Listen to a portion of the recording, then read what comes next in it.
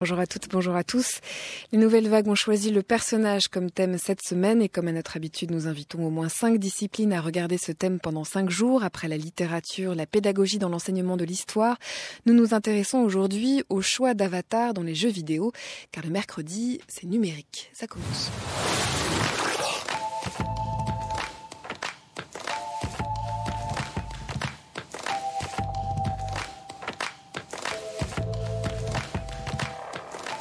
Pour son dernier film, Abel Ferrara met en scène la toute fin de la vie de Pier Paolo Pasolini dans un exercice de fascination et d'admiration qui peut ne pas satisfaire, mais qui fait entendre la détermination d'un homme à penser et écrire librement, très en conscience des menaces physiques pesant sur lui, en dehors de toute morale et dans un rapport à l'absolu toujours déroutant à observer, particulièrement en ce moment. Dans un autre film sorti ces derniers jours, le réalisateur Chandor, cette fois-ci, met en scène un couple d'entrepreneurs qui, menacés et attaqués par ses concurrents dans le New York des années 80, envisage plusieurs voies de réaction. L'épouse prône plus ou moins la guerre ouverte, lui tente jusqu'au bout, à son étrange manière, d'y résister. En montrant presque minutieusement toutes les situations de domination, de tension, d'inégalité économique, homme-femme, individu collectif, A Most Violent Year offre aussi un écho passionnant pour penser ce que nous traversons. Bref, allons donc au cinéma, ouvrons des livres, sortons des disques, il est 16h passé de 1 minute, vous écoutez France Culture et c'est l'heure des Nouvelles Vagues.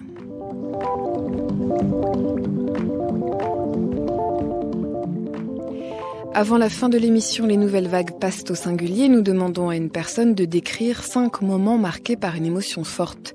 Cette semaine, Claude Boulanger répond à notre demande. Aujourd'hui, elle évoque plusieurs grandes figures de résistants qu'elle rencontre dans le cadre d'une émission de radio qu'elle anime depuis des années tous les lundis sur fréquence protestante, Silence Radio, vers 16h45. Hier, l'historienne et enseignante Laurence Decoq et d'autres signaient une tribune titrée « La pédagogie de l'urgence ne libère que de l'écume ». Elle est à lire sur Mediapart. Et hier toujours, la même Laurence Decoq était notre invitée et elle nous disait en souriant qu'en termes d'enseignement de l'histoire en France, nous n'étions pas encore rendus aux théories du nouveau roman prôné par Alain Roquebriet dans les années 60. Elle disait aussi que, bien que critiqué ou régulièrement remis en question, le personnage historique avait encore bonne presse et bonne place dans ce que l'on appelle le roman national que certains agitent sans mesure ces derniers temps. Le panthéon inchangé depuis belle lurette sent un peu la poussière, disait-elle aussi, et remplacer un panthéon par un autre ne paraissait pas non plus la satisfaire. Le récit historique a-t-il besoin de personnages historiques? Telle était la question que nous posions hier. On la réécoute. On a été très longtemps persuadés, en tout cas depuis que c'est écrit ce qu'on a appelé le roman national, on y reviendra peut-être, on a été depuis longtemps persuadés que le personnage était le vecteur d'un apprentissage plus simple pour les enfants de l'histoire, parce que ça passait justement par le sentiment possible d'identification ou de repoussoir d'ailleurs, mais que finalement en lui donnant chair, il y avait cette possibilité d'une sorte de transition plus simple, plus aisée, plus naturelle entre la fiction, on raconte une histoire avec des personnages aux enfants, et puis le réel. Voilà. Donc très longtemps, les pédagogues et les historiens au XIXe siècle, à la fin du XIXe siècle, c'était les mêmes. Les pédagogues et les historiens ont eu ce sentiment qu'il fallait transiter par le biais d'un personnage pour pouvoir rendre cet enseignement de l'histoire attractif.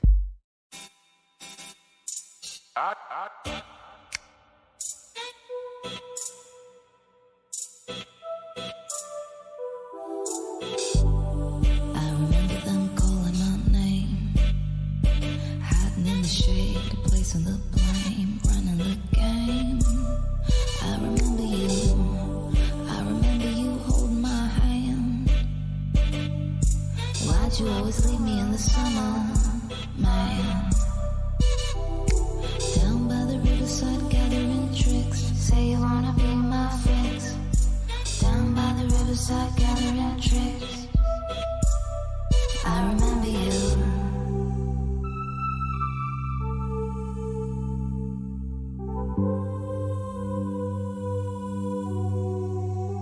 Put your hands up if you wanna be everything you see in your fantasies. I'ma come back for you. I'ma come back for you. With my hands up down on the street.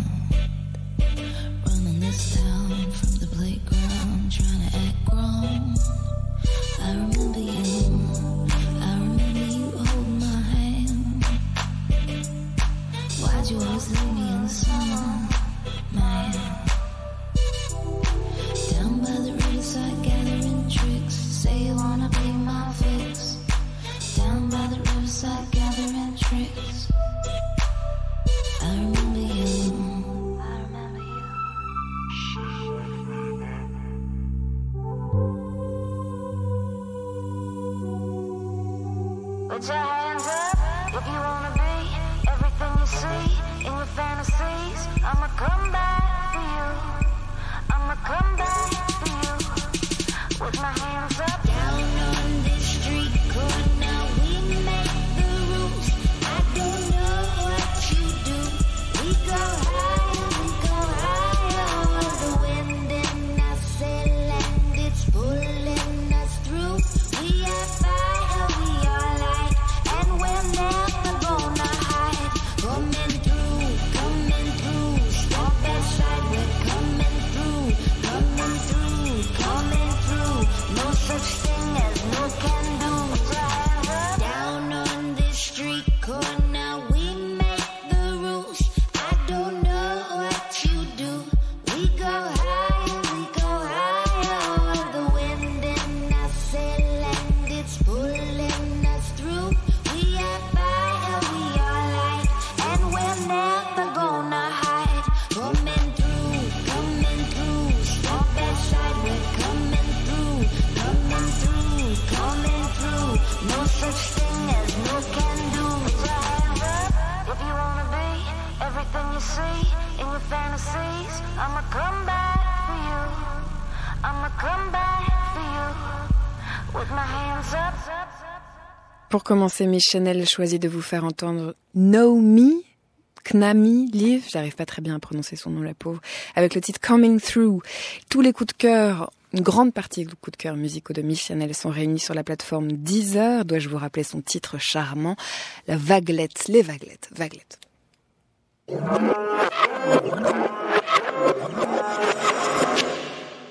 C'est pas très précis tout ça, on va donner l'heure vraiment 16h08 sur France Culture, vous écoutez des nouvelles vagues et troisième moment de cette semaine entièrement consacré aux personnages. Dans le livre que nous évoquions lundi, le personnage chahutait son auteur devant nos yeux, amusé et ému pour mieux imaginer de nouvelles façons de lire et d'écrire. Hier, dans le récit historique national fait par des enfants et des adolescents, il apparaissait que le personnage historique ne valait presque plus que pour son nom et la citation qu'il permet, point d'action ou de période rattachée à lui le plus souvent ou alors plutôt confusément. Aujourd'hui, il s'agit de se choisir un corps, une allure, un nom aussi, une enveloppe de pixels pour évoluer dans différents mondes virtuels et jeux vidéo. Il s'agit de réfléchir aux avatars. En 1986, les développeurs du jeu Habitat appellent avatars les figures animées qui représentent les joueurs. 10 ans plus tard, le congrès Earth to Avatar rassemble des universitaires américains, des acteurs économiques, soutenus par un vaste consortium d'industriels de l'informatique pour réfléchir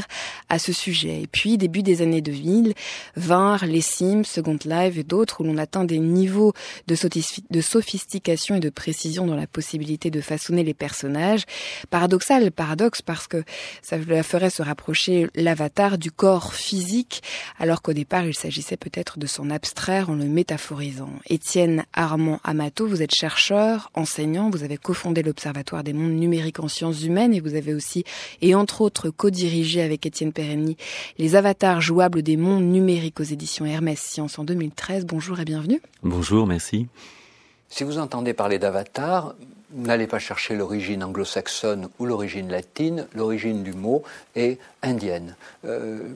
Plus précisément hindouiste. L'avatar, c'est l'une des incarnations du dieu Vishnu quand il descend sur Terre.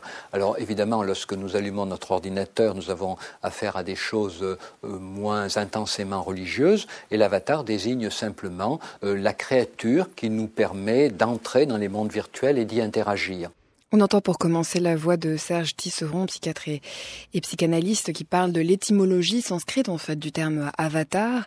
Il parle d'une descente sur Terre et d'une créature, de termes qui sont évidemment liés à l'incarnation divine. En quoi est-ce que cette origine du mot avatar est intéressante pour penser ce qu'on va penser aujourd'hui ? Eh bien, elle fonctionne admirablement bien pour nous désigner, nous, en tant que joueurs, en capacité d'investir une nouvelle identité, un nouveau corps, pour aller découvrir les possibilités d'un autre monde que le nôtre. De telle sorte que nous sommes un petit peu comme Vishnu, effectivement, comme un dieu qui choisirait l'apparence adaptée, l'enveloppe charnelle qui convient. Donc on a à la fois une métaphore de l'incarnation, puisque on nous proposerait non pas une réincarnation, mais déjà de se revêtir autrement. Et enfin, on a aussi cette toute puissance qui est celle du joueur qui de toute manière restera indemne en apparence des aventures qu'il peut vivre, quoique bien sûr cela ait des effets que d'aller et venir dans des espaces médiévaux, fantastiques ou futuristes. J'ai parlé du jeu Habitat en 1986 comme le premier moment où le mot avatar est proposé par les concepteurs et par les développeurs. D'une part, est-ce que c'est vrai? Et d'autre part, est-ce que le jeu vidéo a toujours proposé aux joueurs de revêtir une identité en lui donnant du choix? Alors, d'abord, cette appellation d'avatar avec majuscule, qui est pris par les concepteurs du jeu Habitat, elle s'inscrit dans une recherche pour rendre accessible et compréhensible à tout un chacun cette nouvelle possibilité de communication que proposent ces concepteurs. Autrement dit, la métaphore de l'avatar, elle s'inscrit pour certains dans la culture New Age des années 70, pour d'autres dans ce terme qui est universellement connu, puisque avatar est un mot qui existe dans beaucoup de langages de par son origine justement hindoue. Et on a tous entendu parler des avatars d'un projet ou d'une idée. Donc on est comme ça à la convergence de besoins et d'imaginaires qui fonctionnent assez bien. Pour autant, sur la deuxième partie de votre question, les jeux vidéo n'ont pas toujours proposé une pluralité d'identités. On a toute une vaste catégorie de jeux vidéo qui proposent un héros prêt à jouer, c'est-à-dire un personnage qui est déjà défini par une histoire, par une trame, et pour lequel on n'a pas de choix, on n'a pas la possibilité de décider ni de son apparence ni de son nom.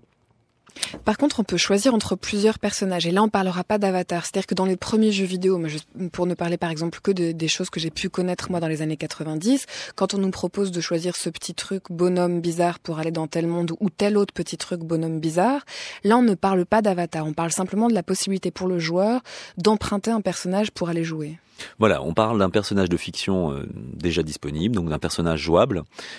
Mais rétrospectivement, le terme avatar s'est imposé dans les esprits de la plupart des concepteurs de jeux vidéo, aussi bien que dans la culture des pratiquants, de telle sorte qu'il s'applique d'une façon assez extensive à toute entité par laquelle je peux agir dans le monde numérique interactif, grâce auquel donc il peut y avoir des avatars auto-engendrés qu'on va définir, et là qui sont ceux qu'on a beaucoup entendu parler, dont on a beaucoup entendu parler dans Second Life ou dans les jeux persistants, ou alors quelque chose qui est déjà offert à découvrir parce qu'il a été intégralement défini par les game designers, par les concepteurs de jeux.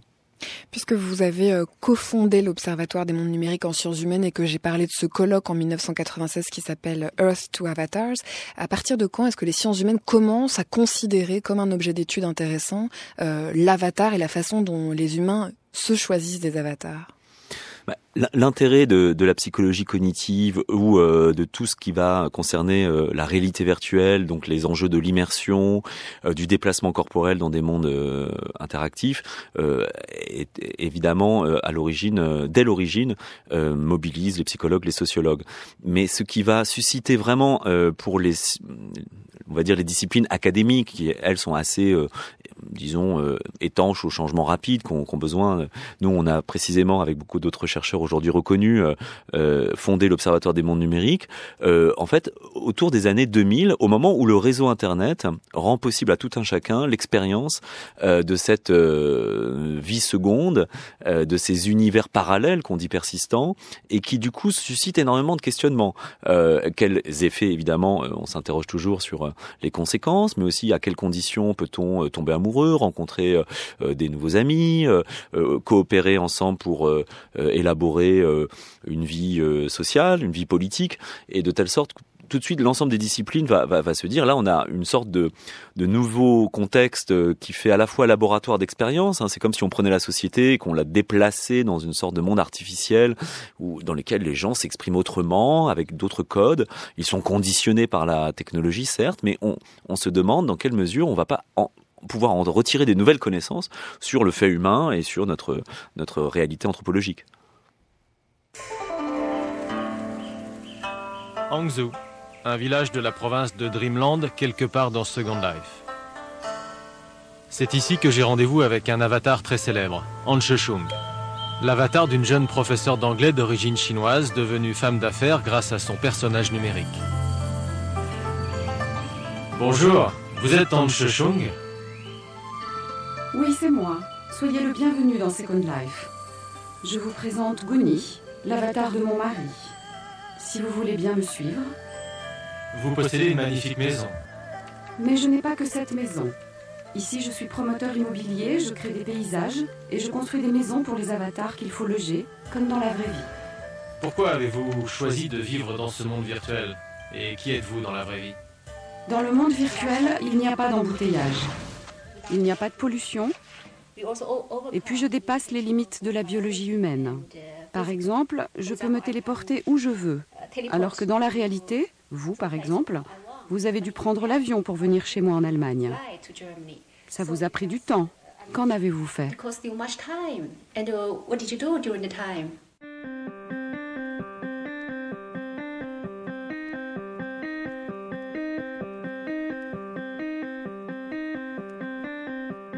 Vous écoutez France Culture, les nouvelles vagues, par Marie Richeux.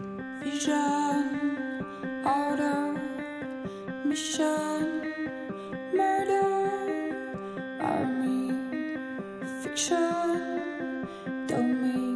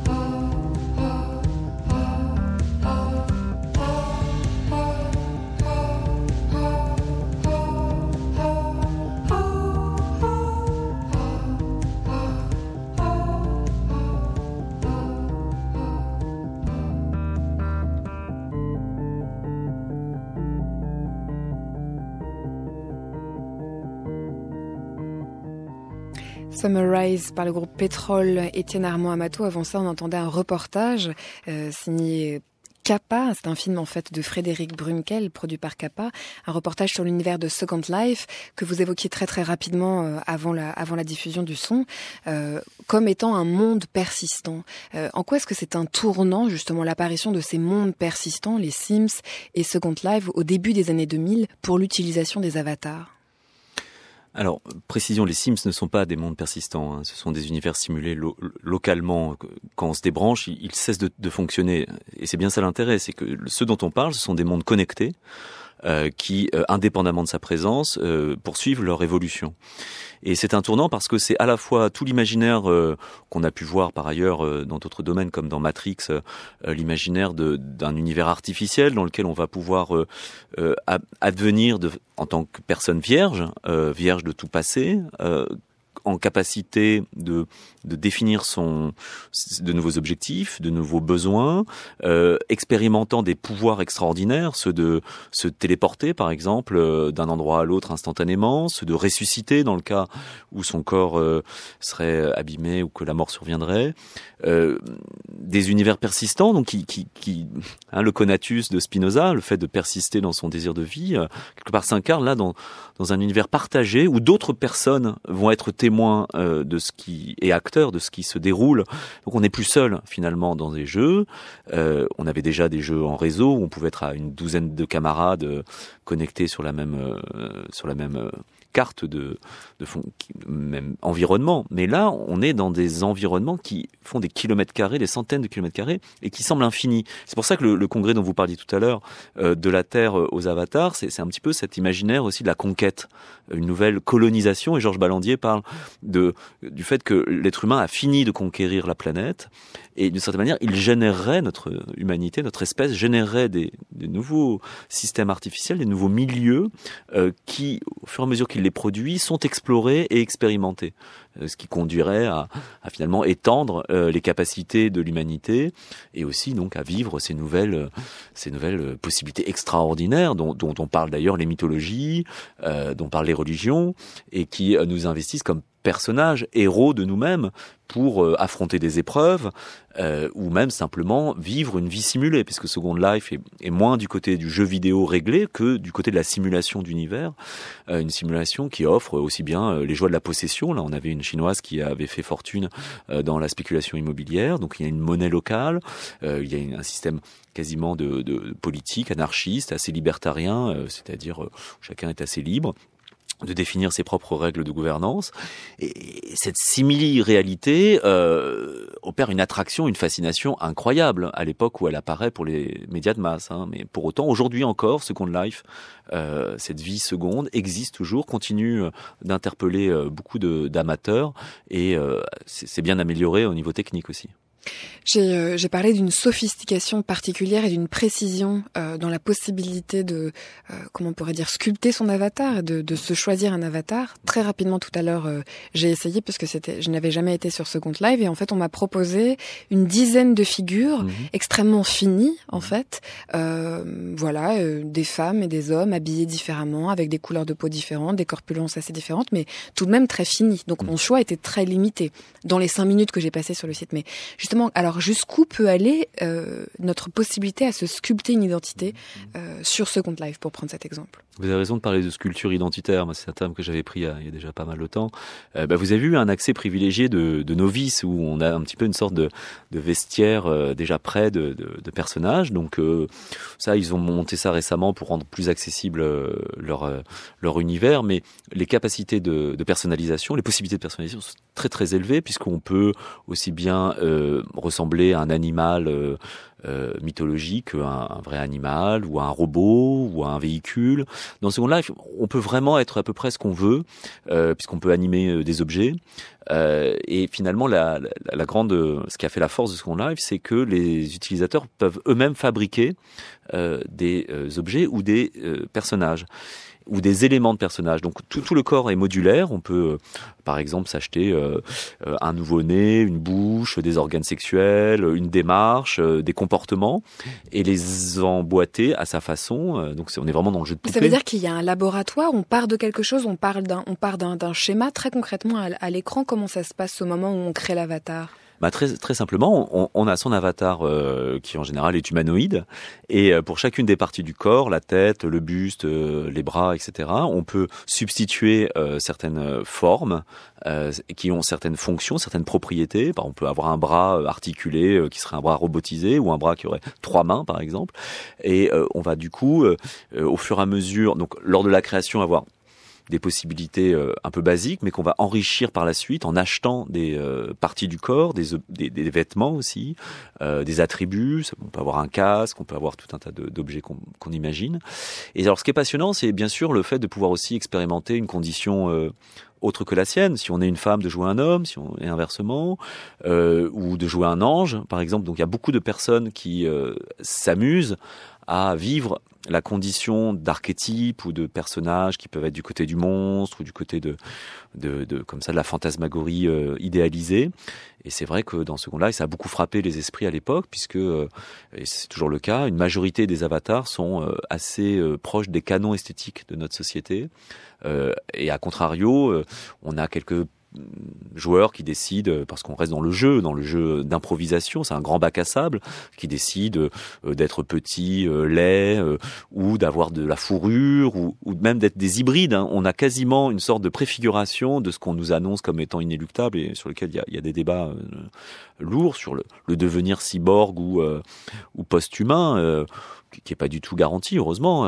Et là, on peut s'essayer à devenir un robot ou un mix de biologique et technique. Vous avez parlé de monde persistant. Qu'est-ce qui se passe pour l'avatar pendant qu'on dort ou pendant qu'on va se promener dans la rue et que lui continue à être dans ce monde-là ? Alors, la plupart des jeux persistants ont pris le choix de ne pas rendre l'avatar présent quand on se déconnecte. C'est-à-dire, l'avatar disparaît, le personnage disparaît du monde quand on ne se connecte pas, quand on ne joue pas.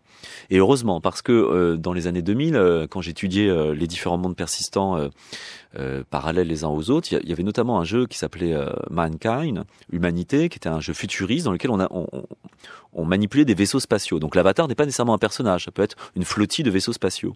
Et quand on se déconnectait, ces vaisseaux spatiaux continuaient à exister dans l'univers, de telle sorte que les joueurs pouvaient être alertés par SMS ou par des moyens de mail, courriel et autres, qu'ils étaient attaqués dans l'espace alors qu'ils dormaient, par exemple. Ce qui crée une dépendance extrêmement forte une interdépendance entre la réalité banale, partagée, quotidienne, et ces univers. Donc la plupart du temps, les avatars disparaissent quand on se déconnecte. On a entendu dans le reportage de Frédéric Brunkel la voix de ces deux avatars, la voix de cette femme chinoise qui dit « Je vous présente l'avatar de mon mari » et la voix de celui qui vient lui rendre visite dans sa maison. D'où émane-t-elle ? Alors, au départ, on a plutôt affaire à des échanges textuels de type messagerie instantanée. Au-dessus de la tête, c'est ça ? Alors, ça peut être au-dessus de la tête, ça peut être dans une sorte de petite console de dialogue qui circonscrit les échanges.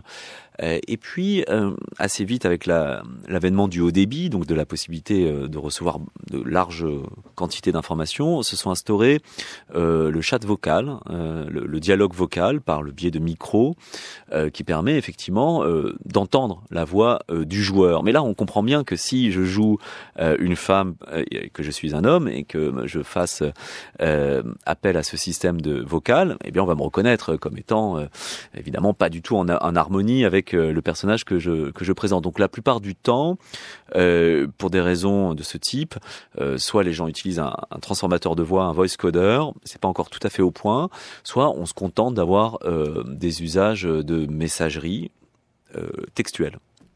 Tout à l'heure, vous avez parlé de l'engouement, peut-être à ce moment-là ou au tout début des années 2000. Est-ce qu'on a une idée de combien de personnes ça réunit, ces plateformes-là, ou par exemple Second Life, ça concerne combien de personnes ?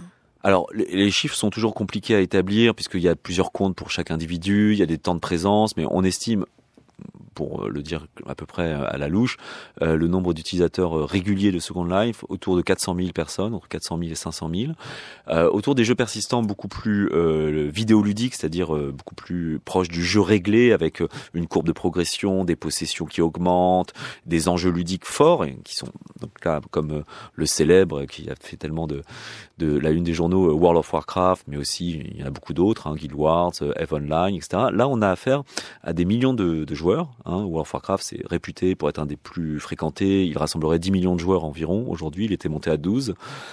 Donc, on a plusieurs dizaines de millions de joueurs dans le monde, des personnes qui jouent intensément au point que toute une polémique autour de la dépendance, autour du fait d'abandonner la réalité. C'est vrai que c'est un vaste débat. Si on a beaucoup d'amis dans un monde persistant et que son avatar est riche, puissant, voire chef de guilde, c'est-à-dire chef d'une communauté, et que dans la réalité on est seul chez soi, avec peu de perspectives sociales et économiques, bon voilà, on a des tensions qui peuvent apparaître entre les deux mondes et qui ont beaucoup interrogé, qui continuent de nous questionner.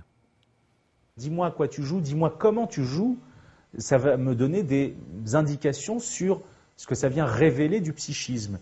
Je pense que le jeu vidéo ressemble étrangement comme une sorte d'expérience onirique, interactive, comme un rêve éveillé, qui fait que tous ces personnages qui apparaissent dans le jeu sont comme des espaces en soi qui vont me causer. Alors là, c'est vrai que c'est des recherches que je tente de mener, que je continue à mener, et on peut en effet se dire que dans certains jeux où il est possible de se personnifier, comme dans les Sims, ou même dans tous ces mondes, ou peut-être plus précisément dans Second Life, on voit bien comment, dans un premier temps, l'avatar est une sorte de représentation totalement idéale, pour arriver petit à petit à une sorte de culture du second degré, où dans Second Life, il est maintenant possible d'être un animal, ou de faire des choses qu'en général, on n'ose pas faire. Internet, c'est merveilleux, mais ça fait pas un son radio exceptionnel. C'est la voix de Michael Stora, psychologue et psychanalyste, qui est cofondateur avec vous de l'Observatoire des mondes numériques en sciences humaines, qui parle bien sûr d'une analyse plus contemporaine où la psychanalyse, la psychologie s'intéresse aux tensions qui existent, aux tensions identitaires qui existent avec l'usage d'avatars, et notamment chez les adolescents. On n'a pas énormément prononcé ce mot-là de métaphore de la personnalité. Pourtant, c'est un mot qui est très utilisé dans les différentes analyses qui sont proposées, notamment dans l'ouvrage collectif que vous proposez. En quoi est-ce qu'il est intéressant ce mot-là de métaphore, qui est un mot littéraire ? La métaphore, c'est une transposition qui recourt à un modèle, c'est un déplacement. Et quand on parle, par exemple, du fait d'avoir un nouveau corps dans ces mondes-là, on n'a pas vraiment un nouveau corps. Ce qui se passe, c'est qu'on a une image de soi qu'on décide de reconnaître comme étant sienne. Et on a dit, voilà, je m'incarne. Pas du tout. Moi, j'ai proposé justement d'analyser cette idée avec des termes plus scientifiques et plus informatiques aussi, en parlant d'instanciation. S'instancier, c'est prendre une certaine forme, avoir une certaine variante de soi, de tous ces soi possibles qu'on a dans ses rêves ou dans ses désirs ou dans la réalité. Ben voilà, je vais devenir quelque chose de particulier. Donc cette importance de la métaphore, c'est que il y a une élaboration. Évidemment, lorsqu'on parle des personnages, auparavant, on avait les personnages religieux qui avaient toute une histoire mythologique, les personnages romanesques, littéraires, sous toutes ses formes, jusqu'au cinéma.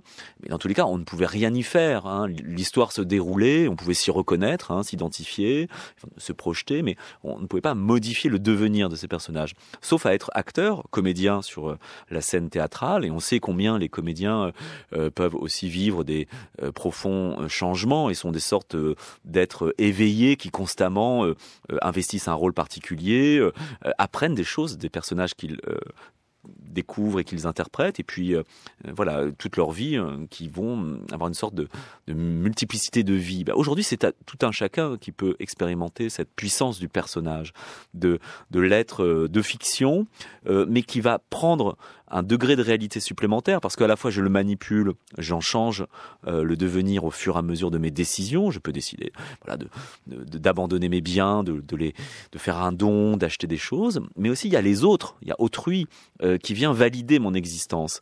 Et c'est vrai que c'est cette intersubjectivité, comme on dit de manière un peu savante en sociologie, en psychologie, c'est le fait qu'on est plusieurs à croiser nos subjectivités et à donner une consistance à cette réalité, qui fait qu'on est encore au-delà du rêve, le rêve étant solitaire. Il y a un philosophe français qui a investi le domaine, qui s'appelle Mathieu Triclot, qui parle d'hallucination, donc d'hallucination par la simulation. On avait d'autres comme Timothy Leary, qui était un des prêtres du LSD et des substances psychédéliques, qui a parlé d'hallucination consensuelle. Ça a été repris par Gibson dans les romans de science-fiction qui... La science-fiction a vu venir ce tournant où nous pourrions instantanément nous retrouver ailleurs. Et c'est cette capacité de transfiguration, de métamorphose par l'avatar qui fait qu'on a bien une métaphore d'un corps, d'un autre soi, au point que certains ont pu acquérir des compétences ou faire des expériences traumatiques ou avoir des émerveillements, des révélations au fil de leurs aventures. Je pense que la nature de ce qui se vit là-bas doit être reconnue de telle sorte qu'on a des vraies nostalgies de l'univers lorsqu'un univers disparaît. Il y a eu plusieurs univers persistants qui ont disparu parce que simplement, économiquement, ils étaient plus viables. Les joueurs qui en parlent avec énormément de nostalgie et leur vécu, il est indubitable. Parce qu'ils en parlent en termes d'expérience. Oui. Et ce qui est intéressant, c'est la manière dont vous pensez l'avatar comme une possibilité d'explorer d'autres soi ou des identités circonstancielles ou des possibilités d'être qui sont à durée d'ailleurs souvent déterminée. Finalement, quand on entend ça, on se dit que l'usage de l'avatar ou l'expérience de l'avatar dans un univers quel qu'il soit est une expérience incroyable donnée à l'humain. En quoi est-ce qu'elle touche parfois le problématique ? À quel moment est-ce qu'elle touche le problématique ? Alors vous avez raison, c'est une possibilité fantastique de se dédoubler soi-même, de se décaler de soi, c'est-à-dire qu'on est dans un rapport réflexif, comme on l'appelle, de décalage, de recul avec soi-même, et en même temps d'investissement émotionnel, avec le phénomène d'immersion. Je suis plongé dans un autre environnement, dans un autre monde, et il y a des gens qui veulent s'adresser à moi, qui veulent communiquer. Et cette résonance sur laquelle vous m'interrogez, ce moment où quelque chose va se passer qui me fait vibrer, qui rencontre ma problématique, certains psychanalystes, là on en a entendu deux, disent que c'est évidemment un moment une adéquation entre une problématique psychique, par exemple, si on a un trouble narcissique, une faille narcissique, si on a un manque de reconnaissance, si on a un besoin de toute puissance, ou toute chose que la psychologie connaît bien, c'est lorsque ça se réalise qu'on peut à la fois soit combler des choses, soit s'apercevoir que peut-être on n'est pas entièrement au clair sur certains aspects.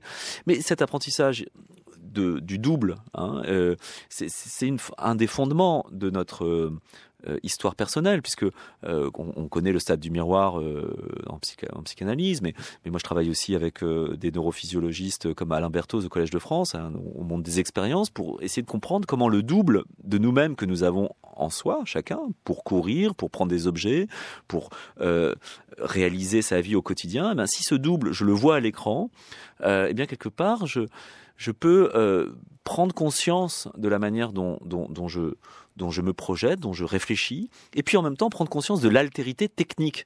Parce que la technique, elle est centrale dans cette affaire-là. Il ne faut pas oublier que nous avons affaire à des ordinateurs, à des réseaux distribués, à toute une logistique, comme dit mon collègue Étienne Périni, une logistique de l'interaction qui rend possible cette émergence des rapports humains dans un monde artificiel.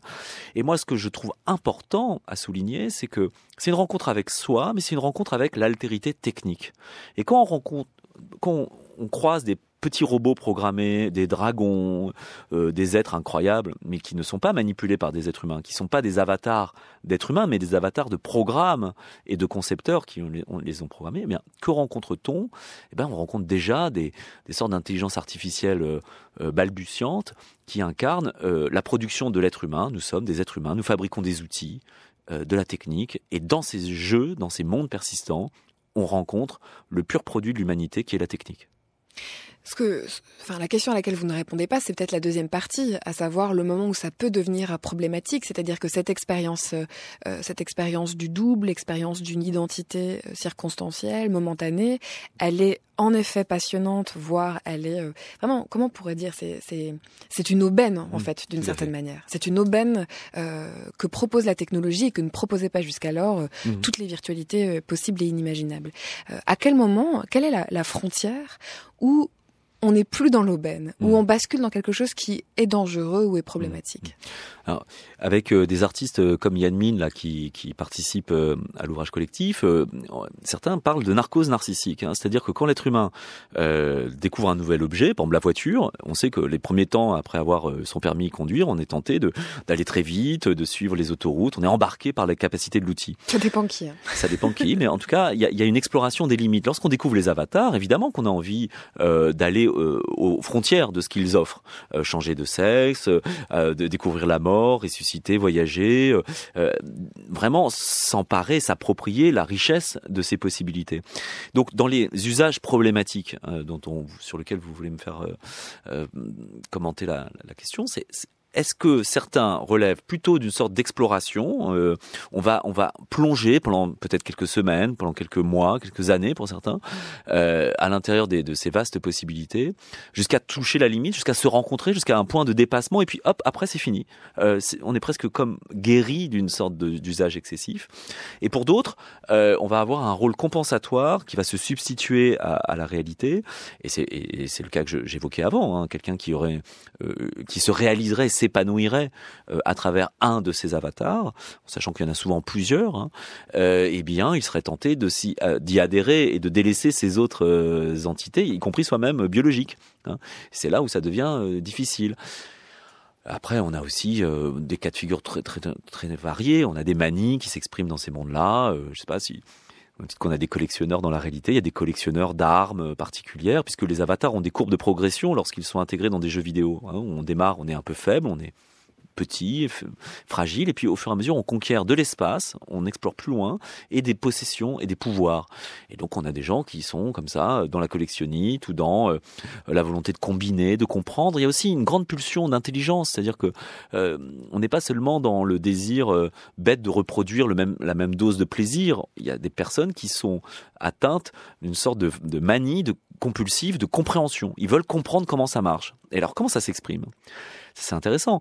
Ils vont commencer avec un avatar, par exemple, de soigneur, quelqu'un qui va soigner les autres dans les combats. Et puis, à un moment donné, ils se disent, mais tiens, c'est super d'être combattant au corps à corps. J'ai envie d'essayer un combattant de corps à corps. Et ils essayent un avatar, mais essayer, ça veut dire démarrer depuis le début jusqu'à la fin d'une courbe de progression qui va prendre plusieurs centaines d'heures. Après avoir joué un guerrier, ils vont dire, tiens, mais j'ai vu des magiciens qui m'ont beaucoup aidé, qui m'ont transformé, apporté des super pouvoirs. J'aimerais bien comprendre comment ils fonctionnent. Et dans mes études, puisque j'ai fait de l'ethnologie, des mondes persistants, je suis allé voir, j'ai plongé plusieurs mois d'affilée, j'ai interviewé des personnes en observation participante. Ils me disaient qu'ils avaient arrêté finalement leur exploration lorsqu'ils avaient occupé toutes les places possibles à l'intérieur des collectifs humains qui opèrent principalement des combats, mais qui peuvent aussi construire une ville, un univers comme dans Second Life où il y a beaucoup de constructions générées par les utilisateurs. Est-ce qu'il y a beaucoup... Est-ce que la création d'avatar ou le fait d'épouser un avatar génère beaucoup d'heures de jeu ? Alors c'est chronophage, indéniablement, parce que nous avons d'abord un écoulement temporel différent lorsqu'on est plongé. C'est un peu l'effet fiction qu'on connaît avec la télévision ou le cinéma, où 2 heures de film peuvent passer en un clin d'œil, mais démultiplié. Autrement dit, typiquement 8 à 12 heures de jeu d'affilée peuvent ne pas donner l'impression d'avoir été longues et ennuyeuses. D'autre part, la nécessité de passer du temps avec son avatar, c'est qu'il faut le soigner. Il faut l'appareiller, le vêtir, lui donner des pouvoirs ou des moyens. Et ça prend du temps. Au sens où la plupart des jeux qui sont conçus comme des jeux vidéo réglés, hein, pas des bacs à sable simulés comme Second Life, des vrais jeux, eh bien les concepteurs ont imaginé qu'il y ait précisément des étapes à franchir, du temps à passer pour réaliser son avatar. D'où les abonnements, parce que finalement, ça c'est une chose que je voulais dire aujourd'hui, c'est que c'est des personnages presque en location. Lorsque je paye 30 € par mois pour avoir mes personnages, parce qu'on a le droit à plusieurs avatars dans World of Warcraft, eh bien j'ai un personnage qui m'appartient pas entièrement, parce qu'il est possédé par le monde privé, la grande entreprise, la compagnie qui l'a fabriqué, et on a déjà vu des avatars qui se faisaient supprimer, ou même j'ai déjà été confronté à la difficulté lors d'une expérience avec une artiste qui était immergée pendant des semaines, Claire Sistac, et qui s'est vue supprimer tous les dialogues qu'elle avait enregistrés avec les personnes rencontrées par l'éditeur. Donc on est dans une sorte d'identité partagée dont on serait locataire et qui en plus réclame du temps, à la fois parce qu'on a du plaisir à en prendre soin, mais aussi parce que les concepteurs nous saisissent, nous capturent en partie à travers ces nécessités. C'est intéressant que vous parliez du temps parce que cette jeune femme allemande d'origine chinoise parlait de notre rapport au temps. Elle disait, par exemple, pour venir me voir, là, elle s'adressait au réalisateur, vous avez passé du temps, vous avez pris l'avion, vous êtes déplacé. De ce temps, qu'en avez-vous fait? Est-ce que le temps passe sur les avatars? Est-ce qu'on vieillit quand on est un avatar? Alors, on vieillit au sens où on a des strates d'historicité, pour parler savamment, qui se cumulent. Au début, j'avais un seul vêtement, et au fur et à mesure, j'ai acquis d'autres biens, et donc il y a des marqueurs, des signes, des objets, des possessions, des indications du vécu et des étapes. Et souvent, il y a bien sûr beaucoup de ritualité, comme dans tout phénomène social, de telle sorte que le jour où je m'affilie à une guilde, j'obtiens un indicateur, un fanion ou quelque chose, comme au temps féodaux, qui m'indiquera comme étant membre de cette guilde, et ainsi de suite. Donc les avatars vieillissent, non pas tant à travers le flétrissement, mais il y a une part d'obsolescence, parce que ils peuvent soit bizarrement être transformé par les mises à jour du logiciel. C'est-à-dire qu'un avatar qui pouvait... admettons que mon avatar date dans Second Life il y a 10 ans. Il y a 10 ans, il était beaucoup plus schématique parce que les capacités graphiques, les ordinateurs étaient moins puissants, le réseau était moins à large débit.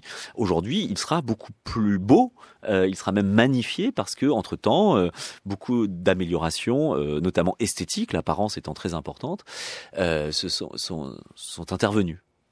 Est-ce que les joueurs que vous avez pu observer choisissent des avatars qui ont des proximités avec leurs personnes réelles, qu'il s'agisse de leur apparence physique ou de leur personnalité ?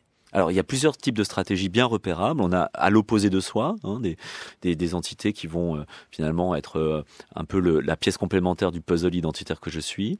On a en continuité, en reconduite de soi-même, avec du coup une forte identification et peut-être un espoir de transfert, de conversion de ce qu'on va vivre avec à son profit. Donc on peut avoir des degrés de coupure différents. Et puis, alors là, c'est là où les psychanalystes s'interrogent souvent. C'est pour ça que Michael Stora disait, dis-moi à quoi tu joues et comment tu gères tes avatars. Je dirais qui tu es, moi. Ces stratégies sont assez dispersées, hein. Et puis, ça dépend de la conception qu'on en a, parce qu'il y a des avatars qui sont conçus un petit peu comme des Ferrari, des véhicules de course. C'est-à-dire qu'on ne s'intéresse pas tellement à son identité psychologique, mais on le prend comme un outil. Est-ce qu'il est puissant? Est-ce qu'il est capable? Très bien, ça me suffit.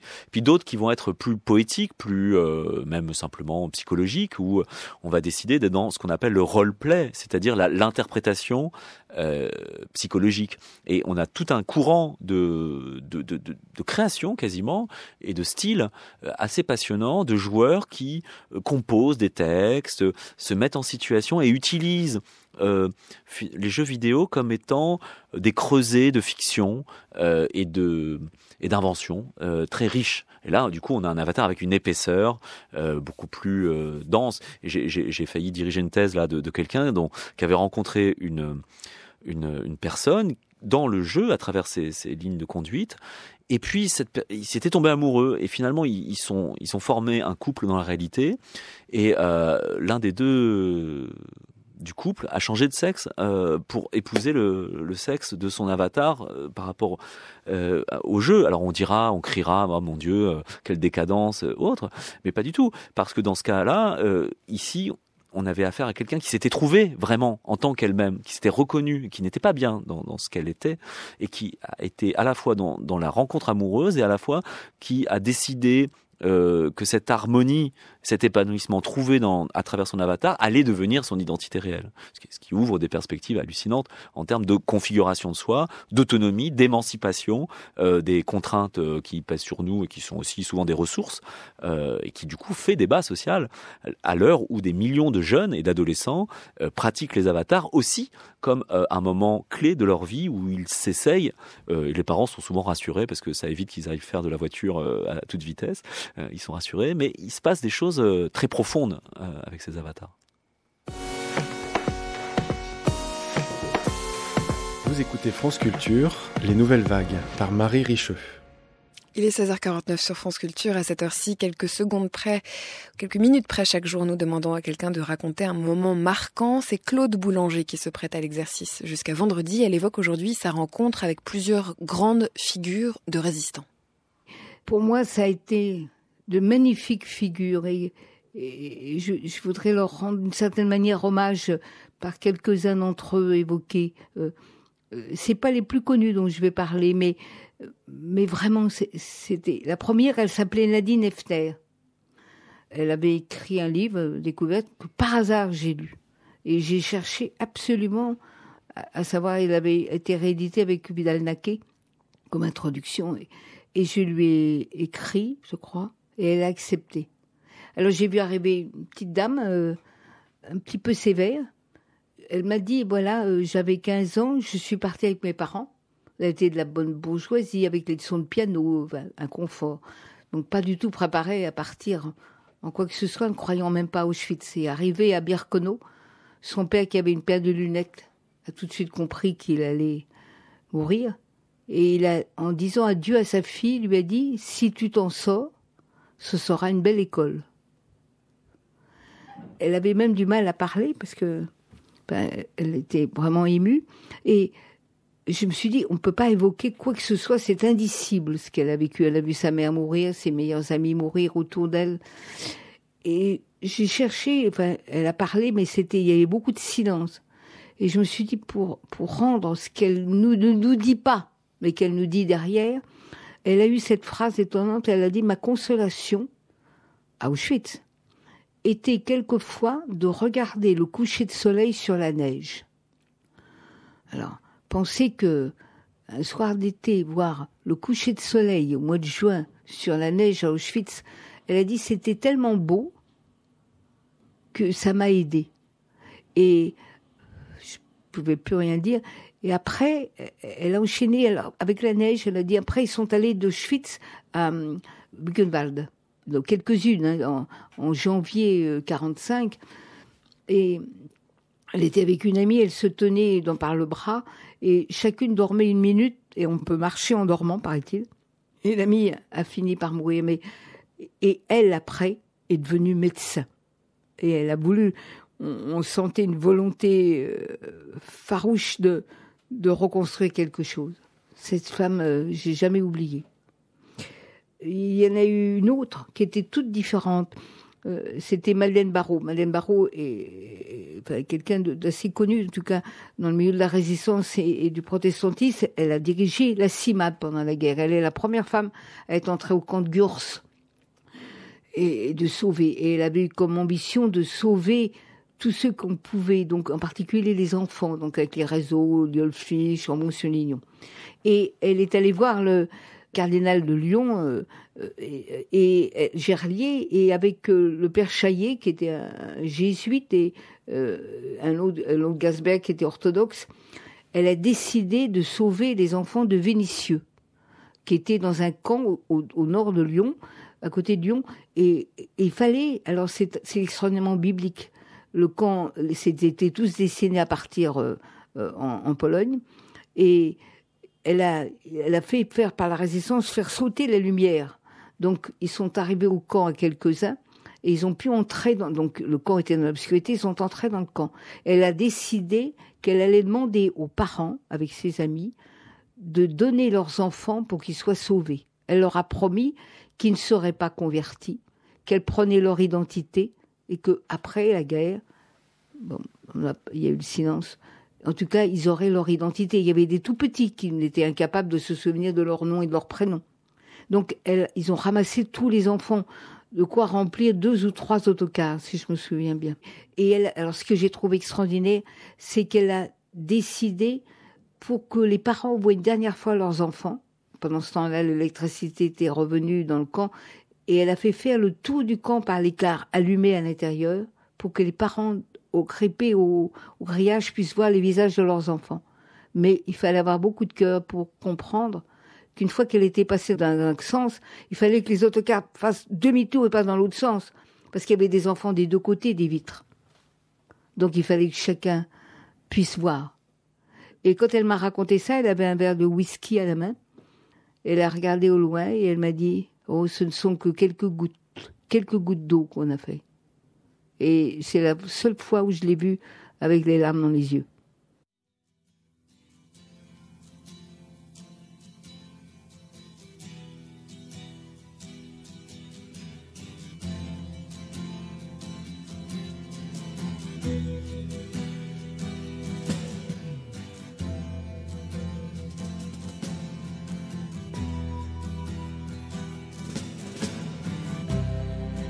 control to Major Tom.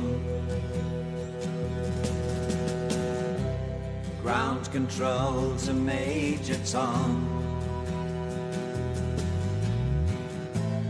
Take your protein pills and put your helmet on. Ground control to Major Tom. 7, 6. Commencing countdown, engines on. 3, 2. Check ignition and may God's love be with you.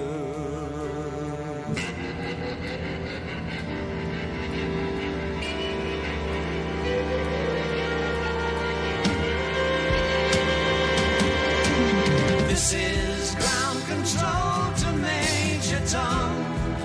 You've really made the grade, and the papers want to know whose shirts you wear.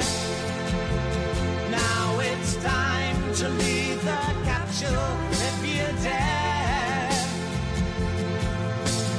This is Major Tom to ground control.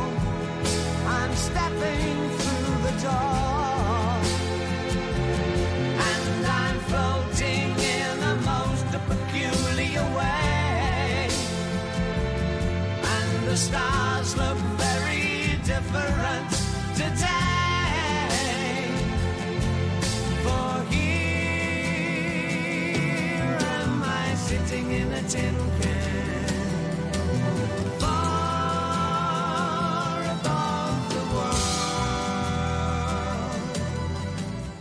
Étienne Armand, Amato, c'est grâce à vous qu'on entend Bowie pour terminer cette émission. Pourquoi ce choix ?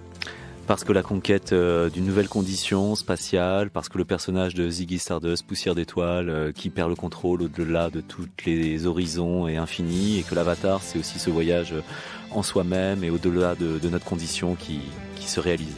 Avec des possibilités, vous le disiez tout à l'heure, d'émancipation, de libération de ces différentes conditions et qui pèsent sur nous. Possibilité infinie.